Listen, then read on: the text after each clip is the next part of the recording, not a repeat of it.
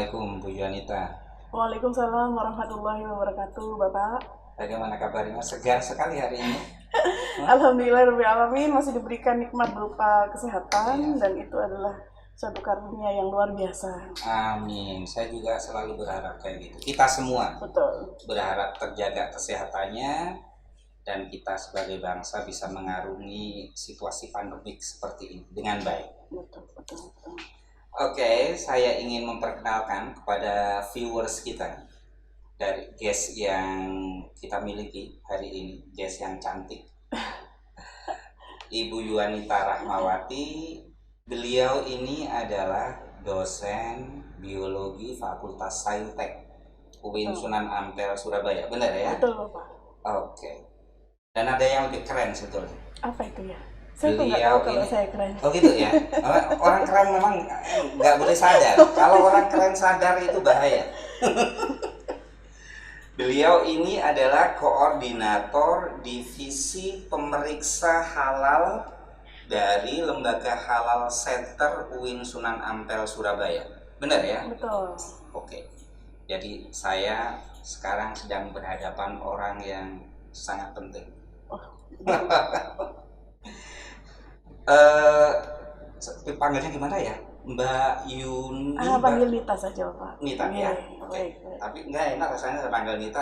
Mbak Nita aja deh ya. Oke. Mbak Nita, kita tahu bahwa saat ini kita sedang ramai tentang vaksin. Sebetulnya sih udah berbulan-bulan sebelumnya ya, publik sedang bergunjing tentang vaksin, dan pada akhirnya 2 hari yang lalu, tepatnya pada tanggal 13 Januari pukul 9.40 WIB, itu secara resmi dimulai vaksinasi nasional untuk COVID-19 yang ditandai dengan penyuntikan vaksin ke presiden, pencoblosan ya. Saya nggak tahu apa yang istilah yang tepat. Yang pasti yang saya tahu bahwa, dan itu disiarkan di media nasional, Bapak Presiden kita, Bapak Presiden Joko Widodo divaksin. Betul. Itu tepat di berita-berita sih tepat di pukul 9.40, yang itu berarti menandai dimulainya vaksin untuk vaksinasi COVID-19. Nah, yang ingin saya tanyakan ke Mbak Nita nih. Berat nih sepertinya. Oh enggak. Ini sebetulnya vaksin itu diperlukan nggak sih sebetulnya? Oke, mungkin saya bisa sedikit jelaskan ya. Sebenarnya kita perlu apresiasi kepada Presiden Jokowi. Kenapa kok beliau ingin yang menjadi pertama divaksinasi, disuntikkan vaksin dari Sinovac, kan seperti itu. Itu sebagai apa namanya ya, inisiasi dan penghapus semua stigma bahwa vaksin itu berbahaya. Okay. Beliau ingin menjadi benteng yang pertama menunjukkan bahwa ini saya siap untuk menjadi yang pertama disuntikan. Jika vaksin itu sampai berbahaya, sayalah orang pertama yang akan menanggung bahaya. Betul sekali, itu maksudnya. Jika divaksin itu sampai mati misalkan, semua rakyat saya akan tahu, sayalah yang akan menanggung kemungkinan kayak gitu ya. Betul, dan yang pertama adalah beliau. Jadi itu perlu kita berikan apresiasi sebenarnya. Lalu sebenarnya tujuan dari vaksin itu apa sih? Nah, tujuan utama dari semua vaksin yang diberikan itu sebenarnya untuk merangsang sistem kekebalan dalam tubuh seseorang untuk melawan antigen, karena antigen itu dianggap sebagai sesuatu yang berbahaya bagi tubuh ketika dia masuk. Seperti itu. Jadi dirangsang dulu sistem kekebalannya melalui vaksin. Nah, vaksin ini sebenarnya apa? Vaksin itu bermacam-macam jenisnya. Ada vaksin yang berasal dari memang virus, kalau dia penyebab penyakitnya berupa virus, itu dari virus yang hidup, yang memang hidup. Seperti vaksin polio itu berasal dari virus polio yang hidup. Nah, untuk yang virus corona ini, sebenarnya materi genetik yang ada di dalam virus itu sudah dihancurkan, artinya dia diinaktifkan. Gitu. Jadi vaksin yang jenis COVID-19 ini dia adalah vaksin yang inaktif, artinya bukan vaksin yang hidup. Oke. Itu kenapa kok dia perlu disuntikan ke dalam tubuh kita? Itu untuk merangsang kekebalan kita sebelum kita terkena virus yang beneran gitu, yang lebih berbahaya ketika dia akan masuk ke dalam tubuh kita. Jadi sebenarnya vaksin itu penting. Oke, gitu. Kalau seperti itu, bahwa vaksin itu dari sudut pandang sains itu penting, kita juga ngikutin ya, ada kelompok-kelompok yang anti vaksin kayak gitu. Sebetulnya kelompok-kelompok itu kayak apa sih? Sampai ada yang aku nggak mau divaksin nih kayak gitu. Itu kelompok apa saja sih yang menolak kayak gitu itu? Oke, mungkin dari beberapa pemberitaan media yang saya ikuti, mungkin ada kalau kita bicarakan di Indonesia, memang vaksin tidak jauh terlepas dari sensitivitas dari halal dan haram. Begitu. Jadi vaksin, dia berbahan dasar yang tidak halal, ataupun dalam proses produksinya dia juga tercampur dari bahan yang tidak halal. Nah, memang halal haram kalau di Indonesia itu adalah pembicaraannya sangat sensitif. Kenapa? Karena mengingat penduduk kita mayoritas adalah agama Islam. Jadi kita adalah umat Muslim. Namun yang sangat disayangkan bukan yang demikian. Jadi ada beberapa pihak yang memang tidak mempercayai bahwa virus corona ini ada. Itu sebetulnya yang paling berbahaya kelompok itu ya. Katakanlah ada, ini adalah suatu konspirasi. Gitu. Iya.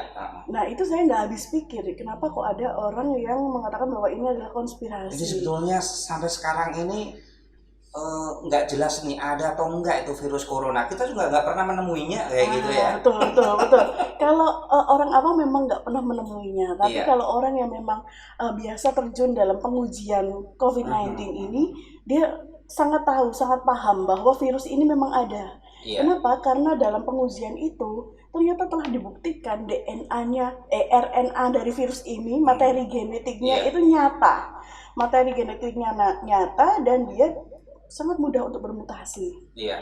Begitu Bapak. Itu kalau misalkan sebenarnya kelompok-kelompok yang anti vaksin ini kan mereka udah teriak-teriak sebelum ada program vaksinasi corona kan sebetulnya kan. Mereka juga nggak mau dengan imunisasi kayak kelompok-kelompok kayak gitu ya. Itu mereka sebetulnya ya kalau dari sudut pandang seorang saintis kayak Mbak Nita, mereka sebetulnya kelompok anti sains ya. Bisa juga dikatakan demikian. Mengapa? Karena dasar dari pemikiran mereka tidak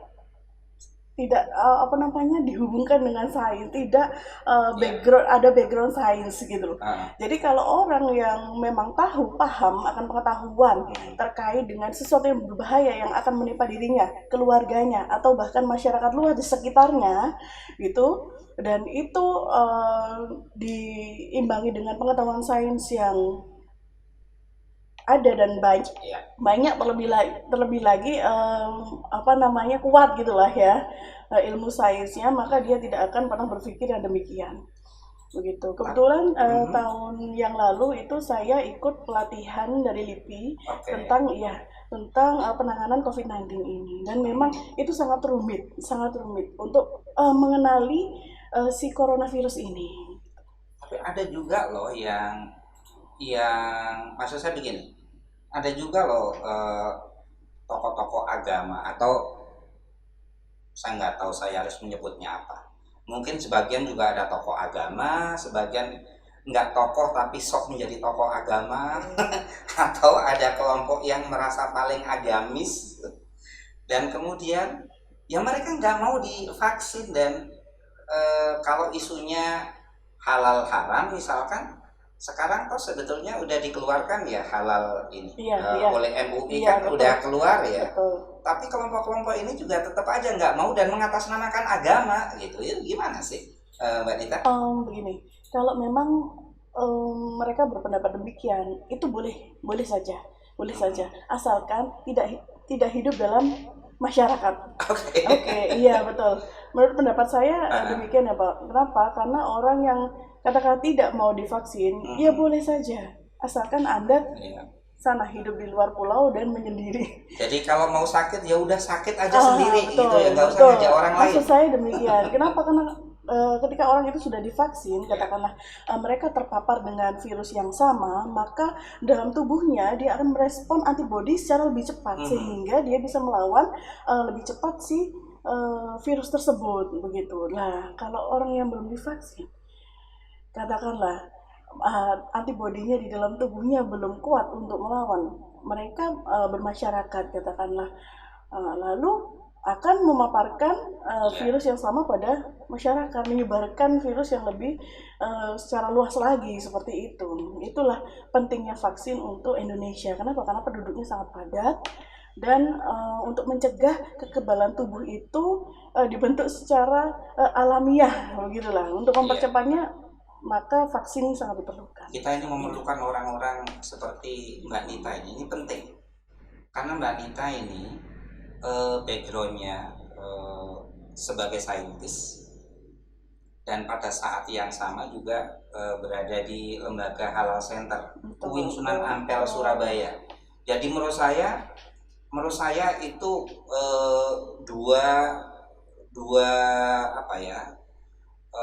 dua hal yang penting untuk meyakinkan pada masyarakat kita. Jadi kalau misalkan dari sudut pandang sains bisa dijelaskan, dari sudut pandang keagamaan, kehalalan terutama juga bisa dijelaskan. Selama ini gimana sih caranya berkomunikasi yang tepat untuk masyarakat yang masih ogah dengan vaksin ini? Jujur, pada saat ini bukan yang vaksin dulu ya, ini untuk menjelaskan bahwa corona itu ada di lingkungan sekitar kita aja. Itu saya sempat mendapatkan istilahnya sebutan bahwa kamu itu jilbaban tapi ateis, nggak percaya ada yang mana. Sempat saya dikatakan gitu, kok nggak percaya Allah aing sampai justru kemenangan langgar ngono. Nah, bukan masalah itu ya, bukan masalah itu. Kenapa? Karena kita tahu apa yang materi genetik apa yang dikandung oleh si virus begitu, dan memang kita benar-benar mempercayai bahwa konspirasi itu nggak ada. Saya gitu juga ya. gregetan loh dengan orang-orang kayak gitu, karena seakan-akan kita ini dituduh kalau kita ini berbicara tentang sains, seakan-akan kita ini nggak percaya dengan agama. Seakan-akan kalau orang harus percaya dengan agama, itu dia harus bodoh. Itu kan menurut saya susah juga ya ngejelasin kayak gitu ya, Mbak Nita ya. Betul. Memang nggak hal yang mudah, bukan hal yang mudah untuk menjelaskan hal ini. Nah, untuk vaksin sendiri memang agak lebih susah. Lebih susah. Kenapa? Karena masyarakat kan memang sudah banyak mendapatkan informasi tentang corona, mendapatkan informasi tentang vaksin untuk kemudiannya, tapi tidak benar. Banyak yang tidak benar. Salah satunya tentang halal dan haram ini. Nah, untuk saya sendiri pribadi memang saya memutuskan untuk memprioritaskan ketika saya nanti disuntik vaksin, itu vaksin yang halal. Namun beberapa kondisi darurat ini bisa diputuskan, bisa diambil. Kenapa? Pertama, untuk keamanan, safety dari tidak hanya diri kita sendiri, tapi juga umat, katakanlah lebih banyak lagi. Kemudian yang kedua, memang sudah ada ilmuwan, karena saya juga backgroundnya saintis juga ya Pak. Pasti kita juga basicnya juga berpikir saintis kan gitu kan. Sudah ada ilmuwan yang menjelaskan bahwa memang untuk bahan dasar dari vaksin ini tidak ada yang bisa digunakan dari bahan halal. Nah, itu kan menjadi suatu pilihan tersendiri. Gitu. Apalagi vaksin COVID ini yang dari Sinovac ini kebetulan memang sudah diaudit oleh auditor halal dari LPPOM MUI bahwa dia berasal dari bahan yang suci dan bebas dari najis. Jadi nggak benar dong yang mengatakan bahwa tidak ada satupun instrumen untuk vaksin yang berbahan halal. Tapi ternyata ada. Sudah ada. Fatwa MUI pun sudah pernah memberikan fatwa halal untuk 3 vaksin sebelumnya. Vaksin BCG untuk yang TBC, kemudian vaksin meningitis untuk sebelum kita berangkat umroh atau haji gitu kan, disuntik agar tidak meningitis atau radang selaput otak. Kemudian yang terakhir itu vaksin rotarik untuk mencegah diarenya si bayi pada bayi. Itu instrumen pengembangan virusnya juga sebetulnya nggak ini ya? Nggak halal bahan ya? produksinya tidak. Bahan Tidak. produksinya tetap menggunakan sesuatu yang halal. Jadi Oke. makanya MUI itu sudah mengeluarkan fatwa halal untuk tiga vaksin tersebut. Nah, sebelumnya di tahun yang 2018 itu masih hot-hotnya juga itu vaksin MR kan, measles rubella itu.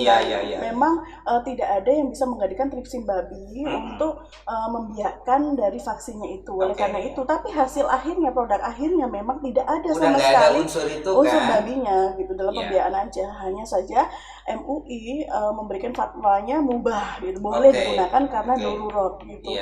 Karena ketika ibu tidak di vaksin MR, katakanlah ketika hamil itu kan membahayakan bagi janinnya ketika kena rubella. Iya, jadi ini saya sih awam ya, saya sih orang awam. Jadi sebetulnya dalam hal kalau kita mempertimbangkan tentang halal haram untuk urusan vaksin, satu hal yang juga tidak boleh kita abaikan adalah masalah kedaruratan kan ya, dimana kedaruratan ini juga menjadi bagian dari alasan sebuah hukum, benar ya. Dan yang kedua, kalaupun vaksin itu dikembangkan atau dibiarkan dari instrumen yang tidak halal, sebetulnya di hasil akhirnya sebetulnya udah nggak ada yang unsur yang nggak halal itu. Itu kalau misalkan saya menganalogikan kayak gini, misalkan ada jamur ya, ada jamur yang kemudian dia tumbuh misalkan di tinja, kemudian ya ini sejak kecil kan dia berada di sana ya, kemudian dia tumbuh dan kemudian kita potong tuh jamurnya tuh. Jamurnya ini kan halal ya. Bener nggak kayak gitu ya? Iya, boleh. Kurang lebih kayak gitu ya? Boleh, itu ada unsur jalalah memang. Oke. Ketika nggak usah jauh-jauh yang kotor-kotor, Pak. Gimana? Kita makan lele saja. Iya, benar. Ya, kita makan ikan lele. Ikan lele itu pakannya. Aduh, saya nggak mau bilang.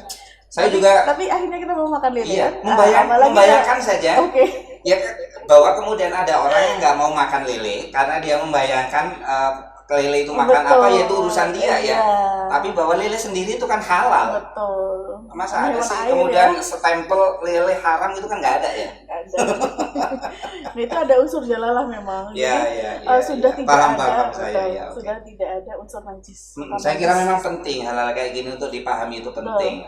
Itulah mengapa saya senang sekali memiliki Mbak Dita ada dengan saya sekarang ini pada saat kita sedang hot-hotnya ya ngomong tentang vaksinasi nasional.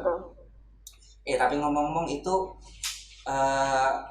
kan juga ada orang yang meragukan tentang efikasi Sinovac. Betul. Efikasi Sinovac ini terakhir kalau nggak salah di Brasil efikasinya cuma 50,4. 73 yang terakhir itu 73%. Di Brasil. Dan di Turki itu 91%.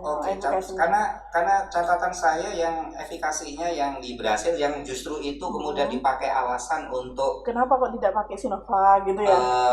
Kenapa kok kita pakai Sinovac sementara efikasinya cuman sebegitunya di Brasil, itu sebetulnya ternyata beda-beda kan. Bisa nggak ya dijelaskan ke kita itu apa sih sebetulnya efikasi dan sebagainya kayak begini, sebenarnya efikasi itu menunjukkan hasil uji klinis,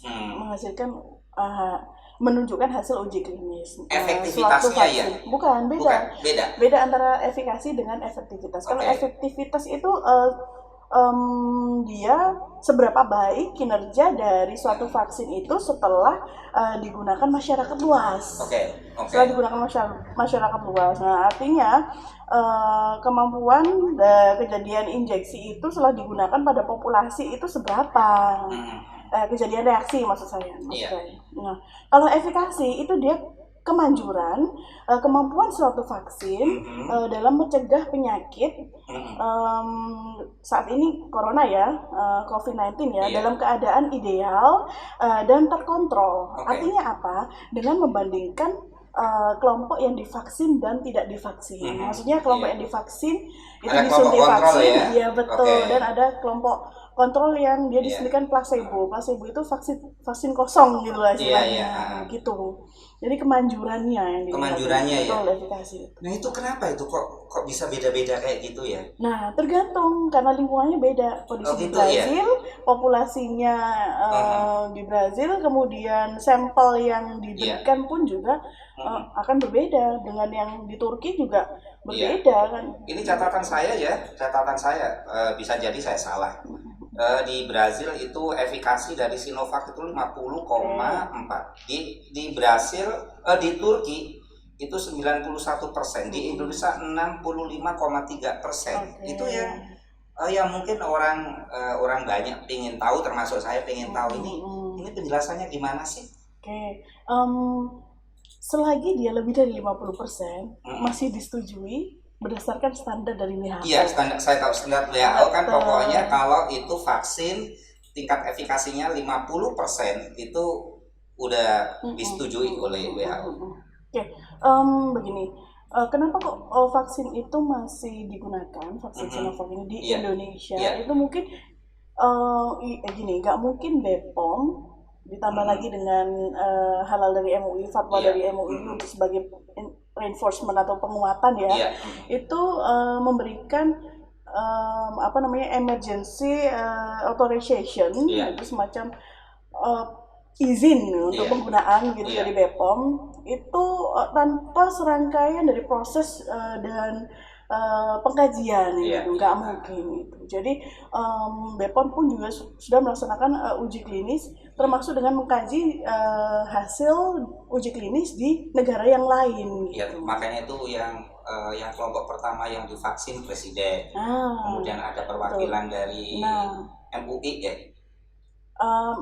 Kalau yang itu memang sudah proses vaksinasi Pak, untuk uji klinisnya sudah dilakukan sebelumnya sudah makanya enggak maksudnya termasuk kalau ini kalau ini sudah disetujui, udah di ACC, ini berarti sebetulnya dia udah sesuai dengan standar minimum WHO. Betul. Udah halal. Betul. Kalau misalkan ada efek samping, ya itu tetap terkontrol kayak gitu ya. Oke. Kayak kejadian ikutan setelah divaksinasi kan Pak. Nah, alhamdulillahnya di Indonesia itu halal dan thayyib itu kan gandengan ya. Kalau halalnya sudah oke, thayyibnya juga harus diokekan. Apa itu thayyib itu? Nah, thayyib itu begini, kalau apa itu halal dan thayyib itu kayak gitu. Halal kalau kita hubungkan dengan kalau saya tahunya kan Bang Thayyib. Kalau dalam hal vaksin ini, kalau halalnya itu pasti terkait dengan bahan yang digunakan dalam vaksinnya dan proses produksi dari vaksin tersebut, kan begitu. Nah itu kalau di Indonesia kan urusannya MUI, menunggu fatwa dari MUI. Nah nggak mungkin kalau MUI itu dia bekerja sendiri, pasti ada penguatan di samping dengan halal, karena halal selalu berhubungan dengan thayyib, baik dan baik, halal dan baik, begitu kan. Maksudnya thayyibnya itu apa? Baiknya itu apa gitu? Baiknya kalau dalam vaksin COVID-19 ini, yang pertama terkait dengan safety-nya, keamanannya ketika digunakan. Nah, kemudian yang kedua adalah quality-nya. Kualitas dari vaksin yang akan diberikan. Gitu. Dan yang ketiga tentang efikasinya ini, dan itu adalah ranahnya dari BPOM. Nah, kalau sudah ini halal dan thayyib ini sudah gandeng, ya alhamdulillah berarti kan sudah oke. Sudah oke. Jadi kalau misalkan kemudian di luar sana ini ada juga loh orang yang politisi lah, saya nggak mau sebut namanya, nggak, politisi terkenal pokoknya. Pada saat sidang DPR bukan Pak? Ini jangan-jangan yang diberikan ke kita di barang rongsokan kayak gitu. Itu gimana? Kalau itu sebenarnya bukan ranah saya untuk menjawab. Gitu ya. tapi bahwa sebetulnya ketika sebuah vaksin ini udah disahkan dan kemudian dirilis keluar untuk bisa dikatakan aman untuk dipakai, sebetulnya udah melampaui proses yang luar biasa ya. gitu. Dan sebenarnya yang saya sangat sayangkan itu jangan saat vaksinasi ini booming. Sebelumnya vaksinasi uji klinisnya itu sudah sebenarnya itu diflorkan gitu bahwa kita loh sudah melakukan uji klinis ini, sehingga berita yang simpang siur itu di masyarakat bisa ditekan. Jadi sebetulnya bisa dikatakan ya vaksin Sinovac yang sekarang ini menjadi program vaksinasi nasional untuk COVID-19 ini sebetulnya bisa dikatakan udah aman, halal, toyib. Wah ya, itu kurang apa tuh?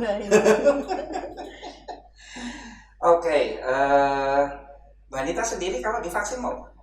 Saya? Iya. Mohon maaf, saat ini saya akan menolak vaksin.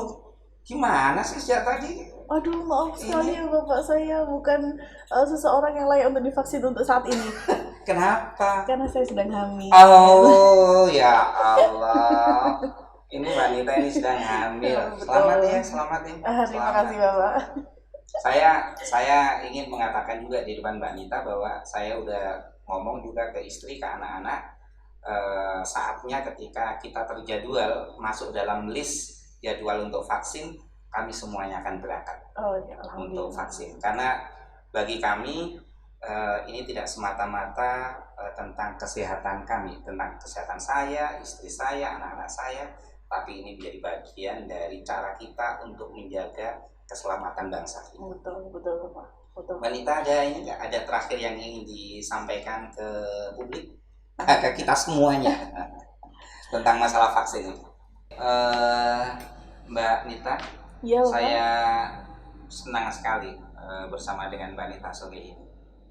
Jadi sebetulnya kalau kita ngomong tentang vaksin Sinovac yang sekarang menjadi program nasional kita, itu bisa dikatakan sudah aman, sudah halal, dan ditambah lagi toyib, kayak gitu. Betul. Ini yang terakhir, ada nggak yang ingin disampaikan kepada kita semuanya, para viewers dari podcast Arahim? Mungkin pesannya akan lebih melekat ketika itu saya pantunkan ya Bapak ya. Masa air gitu bukan ya Mas? saya mau ini nih, saya pengen mendengarkan pantunnya gimana. Begini Bapak pantunnya, bunga mawar, ngapain ya bunga mawarnya? Bunga mawar sangatlah indah. Cakep. Mawar di kebun merah merekah. Oke. Bila kita ingin hidup kita berkah, marilah kita berhalal secara kafah. Halal ya ini ya. Halal ya. Halal. Yang kedua nih, makan ikan sedapnya ikan asin. Ikan dipancing dari atas kapal. Cakep. Janganlah kita takut untuk divaksin karena vaksinnya sudah halal. Keren. Saya mau nimpalin ikan asin buah kedondong. Yuk vaksin dong. Oke, Mbak Nita, terima kasih sekali atas kedatangannya. Saya senang sekali, Arahim senang sekali dengan kehadiran Mbak Nita. Semoga kita bisa bertemu di lain waktu. Alhamdulillah. Oke, terima kasih. Assalamualaikum. Waalaikumsalam warahmatullahi wabarakatuh.